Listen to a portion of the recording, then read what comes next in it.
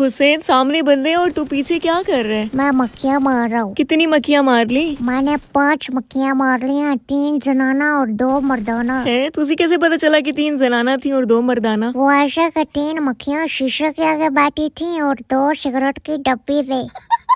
दूर फिटे मुंह। छोड़ो सारी बातें। आपको पता है आज मुझे एक बाबा जी ने अपनी खूंडी से मारा है। क्यों बाबा जी ने अपनी पाक खूंडी तुझे मार के प्लीत क्यों की है? मैं ना दरख्त के पीछे खड़ा हुआ शबाना से बातें कर रहा था तो बाबा जी मेरे पास आके बोले क्या ये हमारी तहजीब है? कहा तो उन्होंने बिल्कुल ठीक था, लेकिन उन्होंने तुझे मारा क्यों? पता नहीं यार, मैंने तो बस इतना ही कहा था कि बाबा जी ये तहजीब नहीं मेरी शुबाना है, आप किसी और दरख्त के पीछे देखे।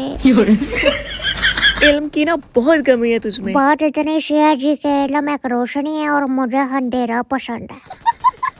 तेरी ये चवली शुबाना को पता चली ना तो उससे तुझे मुंह भी नहीं लगाना। टप्पा में टप्पा, टप्पा में फूल, आपके